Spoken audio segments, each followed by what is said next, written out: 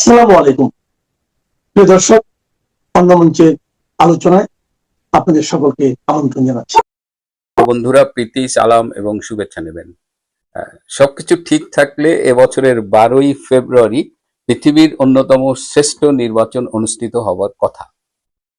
এমনই শ্রেষ্ঠ একটা নির্বাচন যে আজকে জানুয়ারি মাসের 2 তারিখ যখন মনোনয়নপত্র সাবমিশন হয়ে গেছে, তখনও কিন্তু আমরা নিশ্চিত করে বলতে পারছি না যে 12ই ফেব্রুয়ারি নির্বাচন হবে কি না।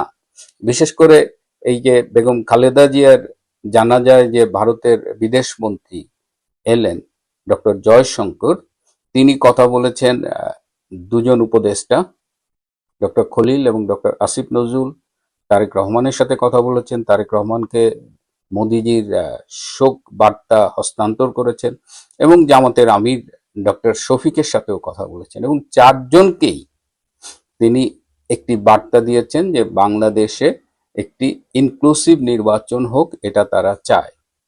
এবং তারপরেই আমরা দেখলাম যে গতকাল জামাতের আমির ডক্টর শফিক তারেক রহমানের সাথে মিটিং করেছে।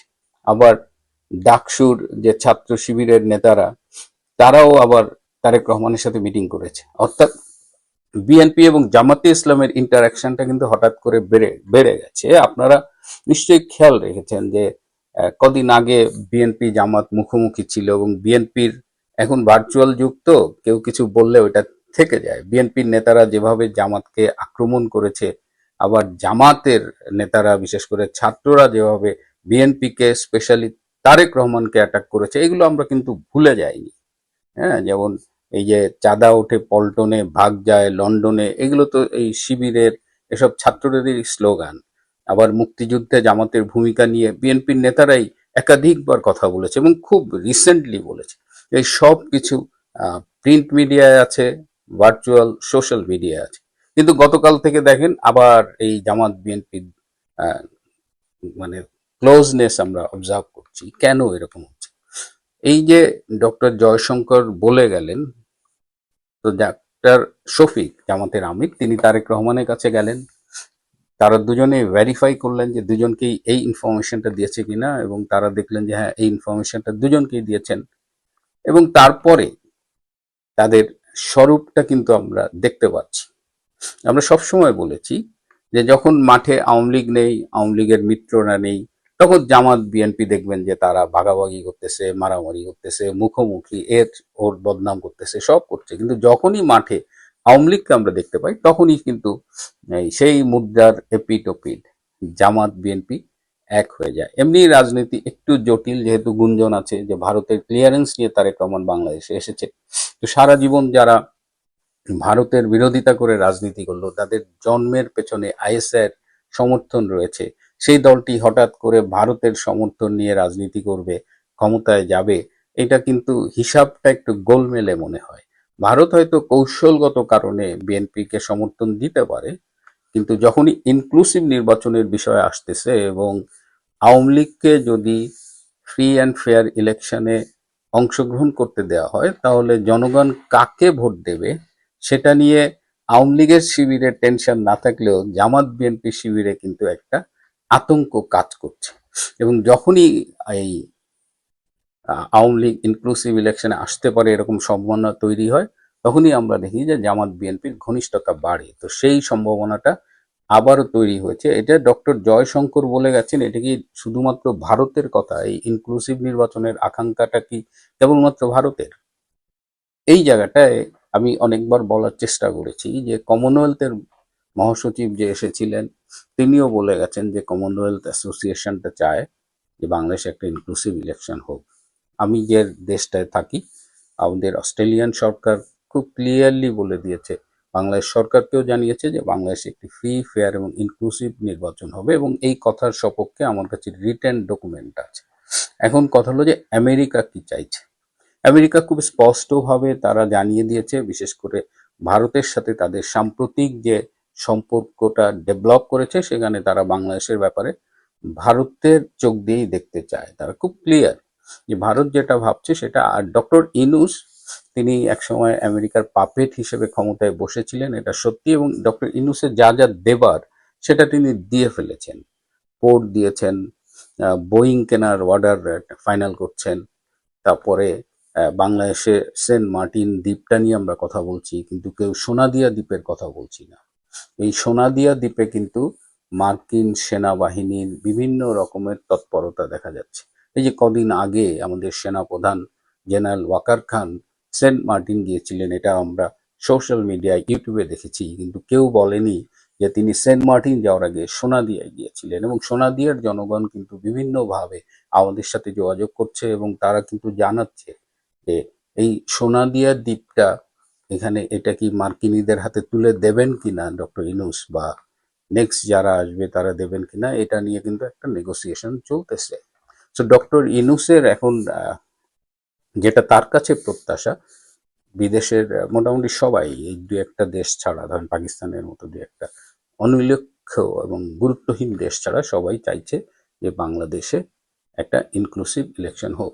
এবং আমি আমার ব্যক্তিগত একটা সূত্রের মাধ্যমে আমেরিকার একজন কূটনীতিকের সাথে যোগাযোগ করলাম, যিনি বাংলাদেশের সম্পর্কে একদম রেগুলার আপডেট তার কাছে থাকে। তিনি আমাকে আজকে সকালবেলা একদম, মানে আজকে প্রথম ফোনটা এসেছে, তো তাকে আমি জানতে চেয়েছিলাম যে একটু খোঁজ নেন তো যে বাংলাদেশে আসলে আমেরিকার অবস্থানটা কি।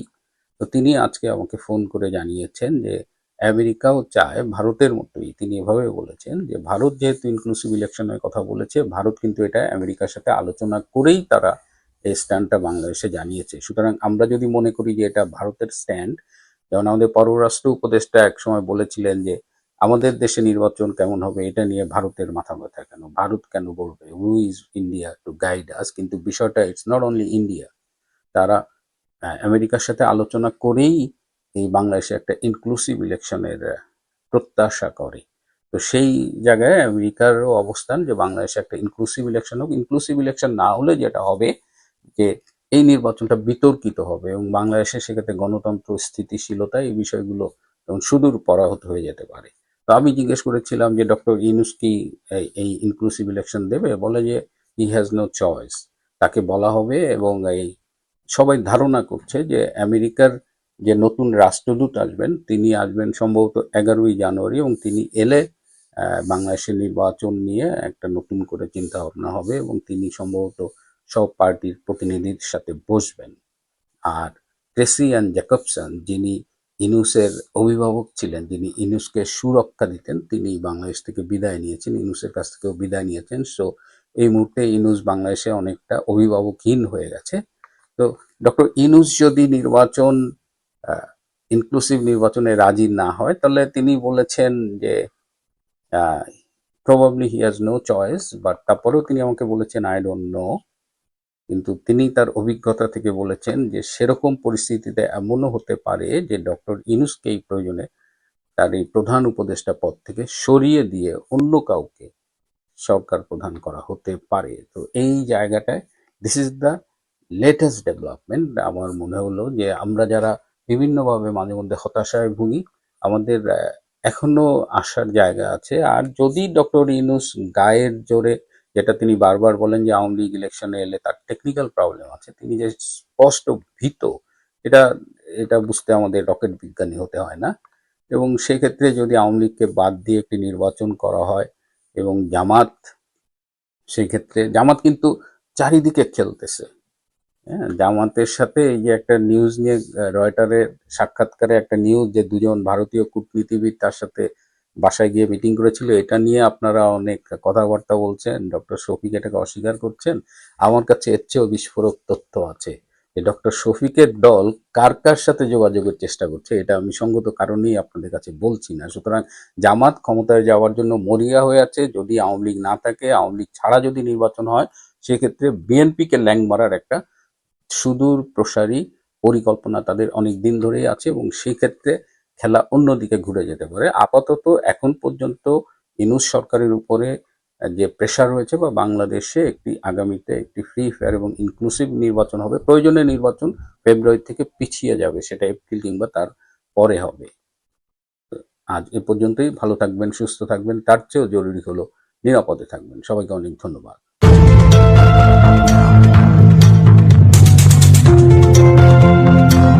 আসসালামু আলাইকুম রহমতুল্লাহি ওয়া বারাকাতুহু। সম্মানিত দর্শক, বাংলাদেশের রাজনীতি, রাষ্ট্র ব্যবস্থা এবং সামনে যে ত্রয়োদশ জাতীয় সংসদ নির্বাচন হতে যাচ্ছে, বর্তমানে বাংলাদেশের রাষ্ট্রীয় বিধি ব্যবস্থা, অর্থনৈতিক অবস্থার যে ধস, সবকিছু মিলিয়ে মনে হচ্ছে যে আমরা একটা বড় আশঙ্কার মধ্যে পড়তে যাচ্ছি। সবকিছু স্বাভাবিকভাবে চলছে না। সবকিছু বলতে ভুল হবে, আসলে কোনো কিছুই স্বাভাবিকভাবে চলছে না। গত আগস্ট মাসে 2024 সনের আগস্ট মাসে 5 তারিখে শেখ হাসিনার পতনের পর যা কিছুই বাংলাদেশে ঘটছে, প্রায় সবকিছুই ছিল, যদি বলেন মিরাকেল, কেউ মনে করতে পারেন যেটা অলৌকিক, কেউ এটাকে মনে করতে পারেন ম্যাটিকুলাস ডিজাইন অনুযায়ী হয়েছে, অথবা আপনারা মনে করতে পারেন যে আসলে কোনো কিছুই হয়নি, একটির সঙ্গে অপরটির জোড়া লাগানোর চেষ্টা করতে গিয়ে হাতের সঙ্গে পায়ের জোড়া লাগানো হয়ে গেছে, পায়ের সঙ্গে মাথার জোড়া লাগানো হয়ে গেছে। মানে বিষয়টি হলো যে ধরুন আপনার কাছে একটা মূর্তি আছে, মানব মূর্তি বা একটি প্রাণীর মূর্তি, কোনো কারণে ভেঙে গেছে, আপনাকে বলা হলো যে এটা জোড়া দেন, কিন্তু আপনার সেই যে বিষয়টি জোড়া দেবেন সে ব্যাপারে কোনো অভিজ্ঞতা নেই। প্রাণীটি দেখতে কেমন, এর মাথা কোথায় থাকে, পা কোথায় থাকে, ইত্যাদি ইত্যাদি বিষয়গুলো আপনার কোনো অভিজ্ঞতা নেই, কিন্তু আপনাকে জোড়া দিতে যখন বলা হলো এবং আপনি জোড়া দিতে বাধ্য পরিবেশ পরিস্থিতির কারণে, তো কি হলো, হাতের একদিকে হাত আর একদিকে আপনি একটা পা লাগিয়ে দিলেন, ধরুন মানুষের আকৃতি, আবার এক পায়ের যে অংশটিতে পা ভেঙে গেছে সেই পায়ের সাথে হাত লাগিয়ে দিলেন, তারপর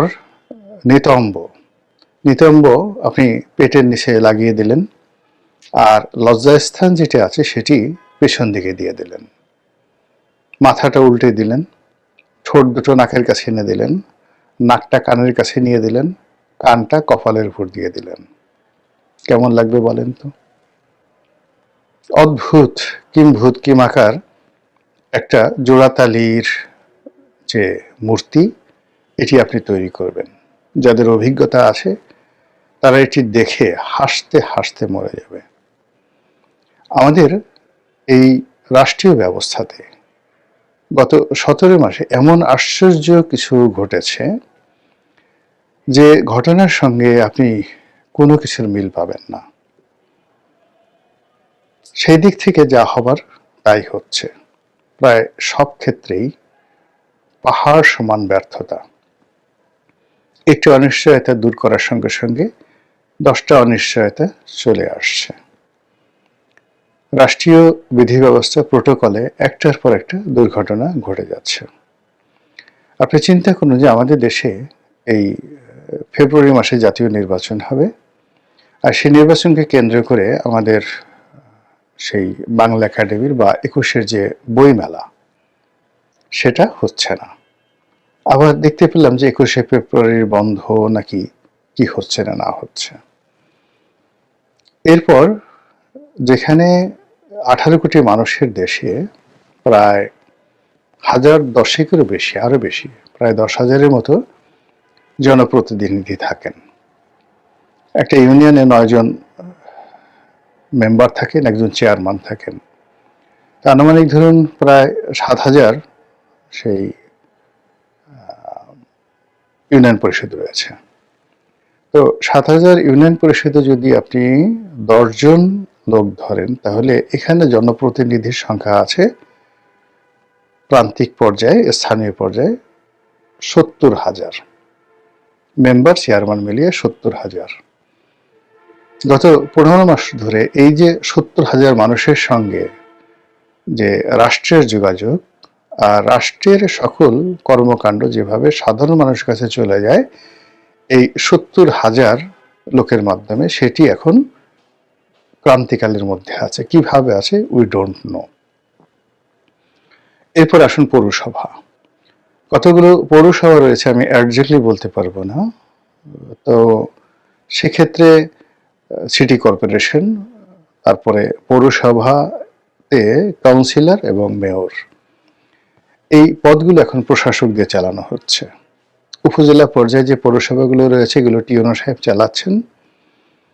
আবার ইউনিয়নগুলোতে সচিব আছেন কিন্তু চেয়ারম্যান নেই। এভাবে চলছে।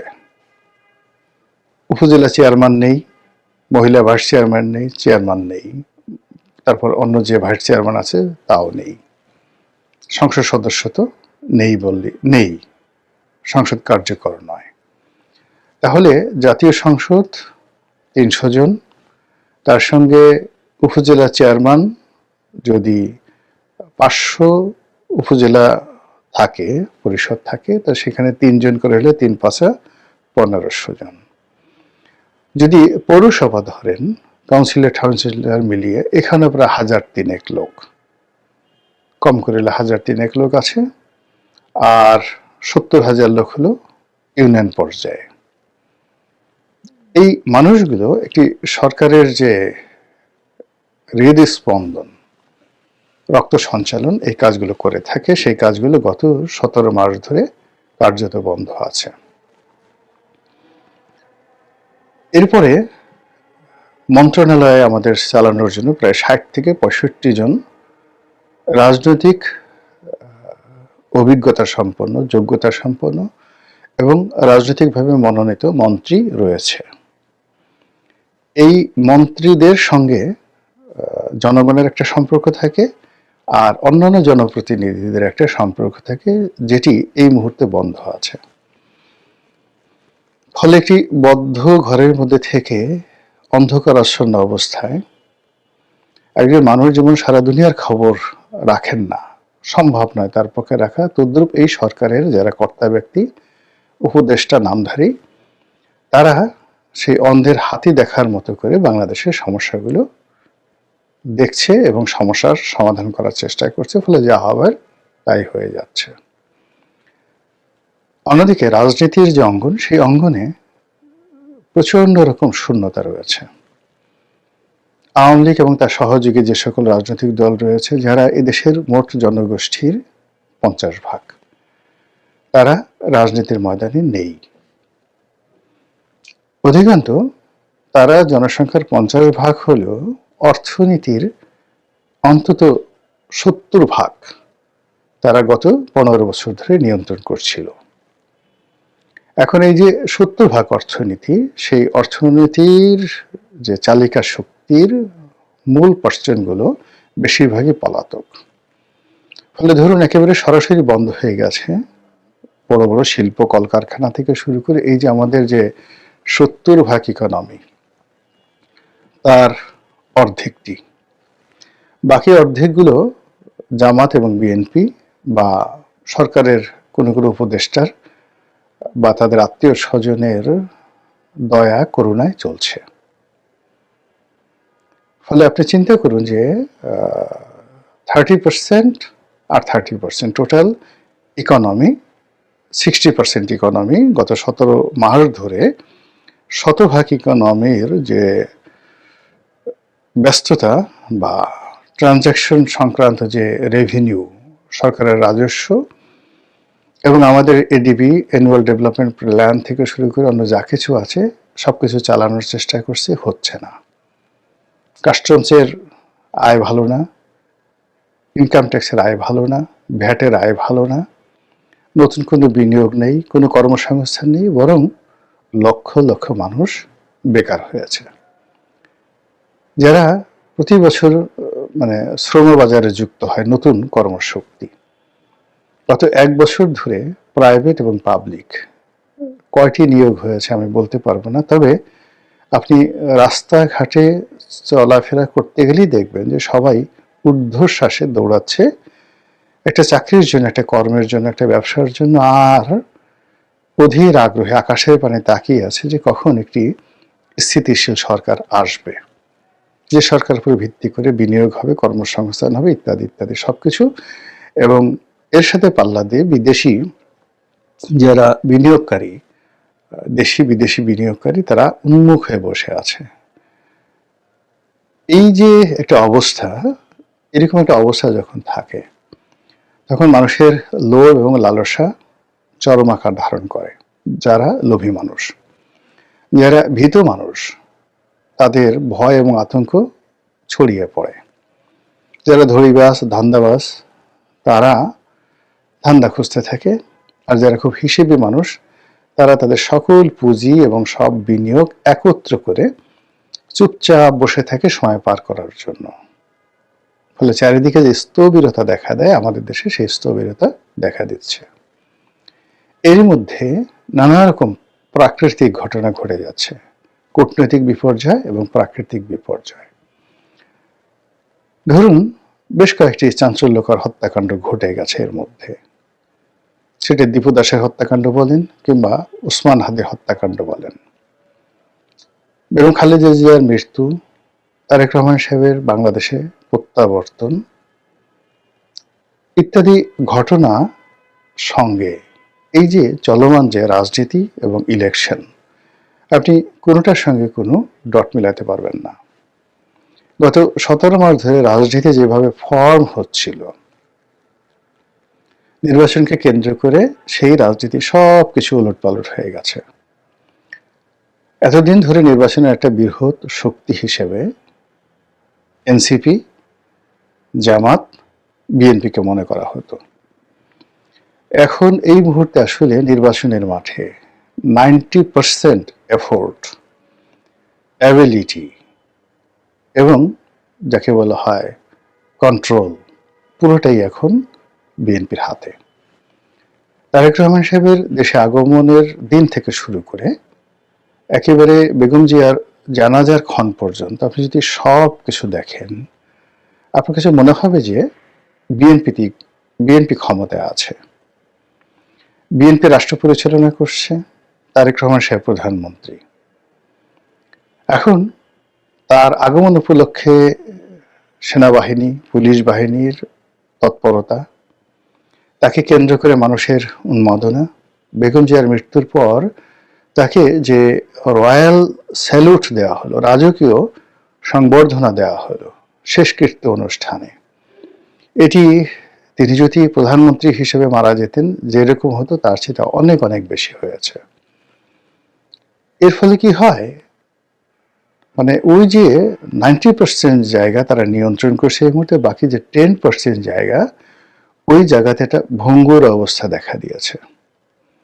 আপনি জামাত, এনসিপি, এবি পার্টি থেকে শুরু করে চরমোনাই, অন্যান্য যে সকল রাজনৈতিক দল গত 17 মাস ধরে দাপিয়ে বেড়াতো, অবস্থা দৃষ্টে মনে হতো যে তারা বাংলাদেশে মানে সরকার চালাচ্ছে, রাষ্ট্র চালাচ্ছে এবং আগামী সময়গুলোতে কিন্তু তারাই দেশ পরিচালনা করবে। এমনকি তারা অনেকে বলে ফেলতেন যে তারা সরকার গঠন করবে, বিএনপি দ্বিতীয় বৃহত্তম রাজনৈতিক দল কিনা বা সংসদের দ্বিতীয় বৃহত্তম পার্টি হতে পারবে কিনা, এসব নিয়ে যারা সন্দেহ প্রকাশ করতেন তাদের মুখ রীতিমতো চুপসে গেছে। এবং এটি রাজনীতির জন্য খুব খারাপ একটা জিনিস। রাজনীতি সবসময় একটা অনিশ্চিত বিষয় থাকে এবং যেখানে জনগণের ইচ্ছা আকাঙ্ক্ষা, মানে জনগণ আপনার ব্যাপারে সিদ্ধান্ত দেবে, এটি যখন রাজনীতিতে যাকে বলা হয় একদম প্রাইম ফ্যাক্টর হয়, তখন ধরে নিতে হবে রাজনীতি সঠিক পথে আছে। কিন্তু আপনি এমন একটা পরিবেশ পরিস্থিতি তৈরি করলেন যে জনগণ সেই পথে যেতে বাধ্য, তাদের কোনো অপশন নেই, বিকল্প নেই, তারা কোনো চিন্তা কিছু করতে পারছে না আলাদা। ইট মিনস আপনি আর একটা ফ্যাসিবাদ, আর একটা স্বৈরাচারী রাষ্ট্র ব্যবস্থা এবং আর একটা অনিশ্চিত গণতন্ত্রের অভিযাত্রা দিকে আপনি এগোবেন। ঠিক এখন বাংলাদেশে যে অবস্থা হয়ে গেছে, বিএনপির বাইরে অন্য কোনো চিন্তা করার কোনো অপশন নেই। আর এইরকম যখন একটি রাজনৈতিক দলের মধ্যে, সরকারের মধ্যে, অবস্থার মধ্যে একছত্র আধিপত্য বিরাজ করে, তখন কার্যত কোনো কিছুই তাদের নিয়ন্ত্রণে থাকে না।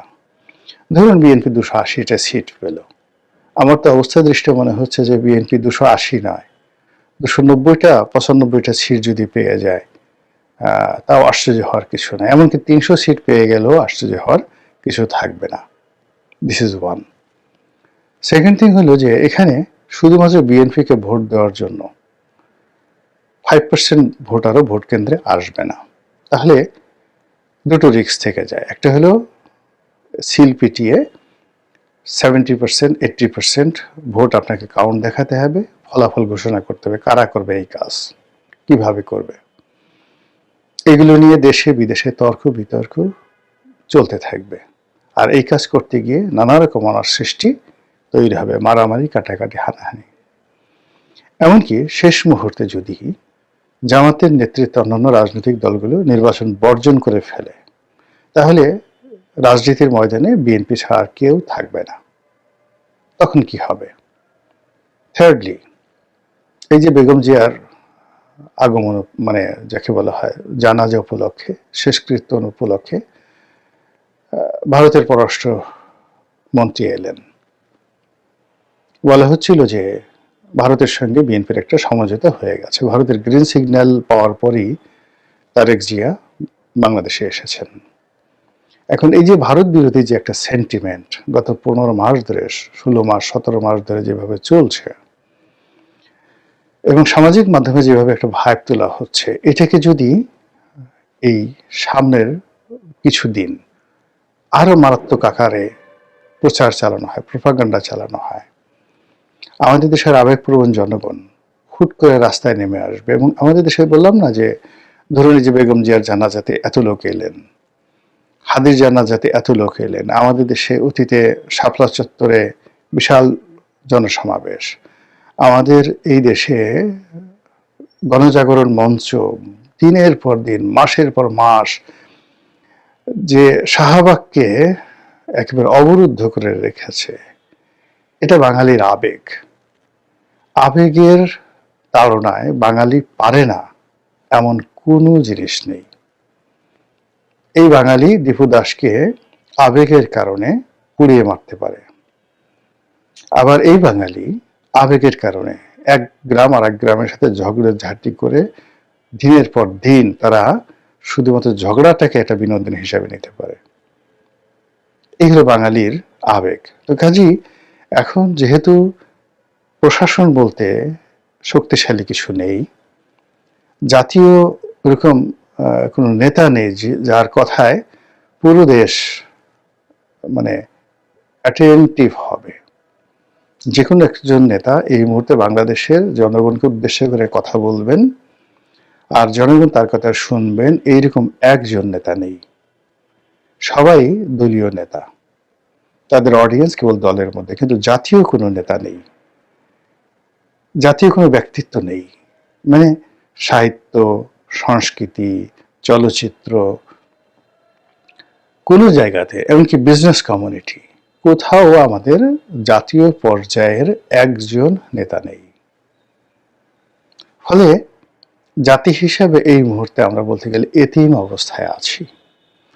আর ঠিক সেই সময়টিতে এই যে অনেকগুলো সমস্যা, অর্থনৈতিক, সামাজিক, রাজনৈতিক, পারিবারিক, সামাজিক, মানসিক ইত্যাদি হাজারো সমস্যা, পররাষ্ট্রনীতিতে সমস্যা, এর কোনটার সঙ্গে যে কোনটা লেগে যায়, কোনটার সঙ্গে কোনটা যে বিরোধ করে এবং কোনটার সঙ্গে কোনটার যে বিরোধ সৃষ্টি হয়ে মানুষের আবেগ অথবা ক্রোধ, মানুষের ঘৃণা অথবা লোভ, মানুষের যাকে বলা হয় প্রতিহিংসা অথবা অন্য কিছু, হঠাৎ করে যদি মাত্র 24 ঘন্টা নয় 2-3 ঘন্টার জন্য রাজপথে মানুষ নেমে আসে, তছনছ হয়ে যাবে সবকিছু। এবং অবস্থার দৃষ্টি মনে হচ্ছে আমরা সেই ভয়াবহ দিকে এগোচ্ছি। সমাধান কি আমি জানি না, বাংলাদেশের অন্য কেউ জানেন বলে আমার মনে হচ্ছে না। কেবলই মাত্র আসমানের মালিক মহান আল্লাহ রাব্বুল আলামিন, তিনি তার যে ঐশ্বরিক ক্ষমতা, ঐশ্বরিক ক্ষমতা দিয়ে এই জাতিকে একটা নয়া মহাভারতের যুদ্ধের যে দামামা বাজছে তার থেকে রক্ষা করতে পারেন। মহান আল্লাহ আমাদের সবাইকে হেদায়েত দান করুন, হেফাজত করুন। আসসালামু আলাইকুম ওয়া রাহমাতুল্লাহি ওয়া বারাকাতুহু।